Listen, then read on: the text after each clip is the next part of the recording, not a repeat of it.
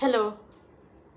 तर परवा जसा शाहू कॉलेजला आमचा प्रयोग झाला मार्क्सिन सोहोचा, तसाच आमचा हा प्रयोग किंवा पुढचा प्रयोग 27, 28 आणि 29 3 दिवस दौऱ्यावर आहे मी, म्हणजे बाहेर असणार आहे. 27ला पुण्यात आहे द बॉक्सला, 28ला दादर माटुंग्यात आहे मुंबईला, आणि 29ला अर्थात आपल्या सगळ्यांची आवडती प्लेस नरिमन पॉइंट तिथे. तर मजा किंवा मस्तीचा भाग हा की सगळ्या टीमसोबत बसनी बाय रोड गाणी म्हणत दंगा करत प्रवास करणं ही मजा वेगळीच आहे.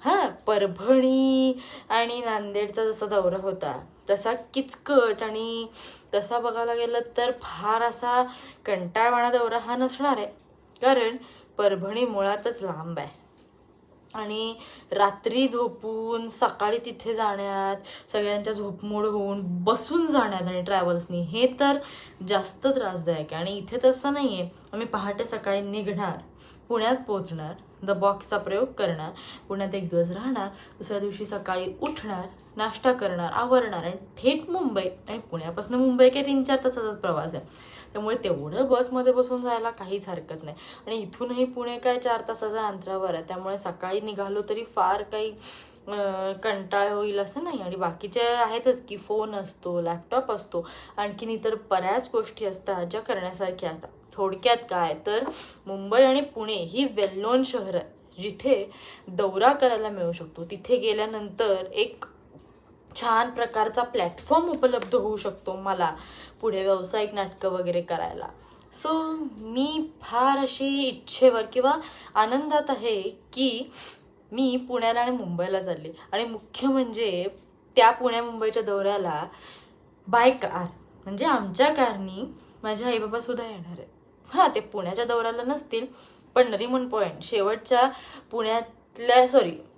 शेवटच्या मुंबईच्या प्रयोगाला म्हणजे 29 तारखेला तेही असणार आहेत. आणि माझ्यासाठी ही अत्यंत आनंदाची गोष्ट आहे.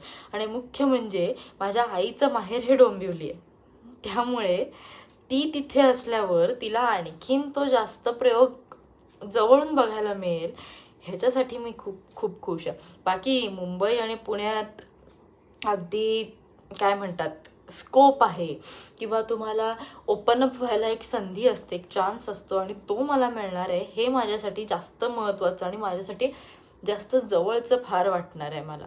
सो बघू आता पुणे मुंबईत काय प्रकारचे लोक येतात आणि काय करतात. पण आमच्या ग्रुपवरती बऱ्याच अगदी दिग्गज व्यावसायिक नाटक करणाऱ्या लेखकांना किंवा व्यावसायिक नाटक करणाऱ्या कलाकारांना बोलवण्याची संधी आहे. आणि त्याच्यासाठी लिस्ट पण बरीच काढली आहे. त्यातली किती जण येत आहेत ही मला एक काय म्हणतात आश्चर्याची आणि आनंदाची गोष्ट असेल. इनफॅक्ट मी राजन खान सरांना सुद्धा इन्व्हाइट केलेलं आहे, आणि मला अशी इच्छा आहे की त्यांनी यावं किमान पुण्याच्या तरी एका प्रयोगाला.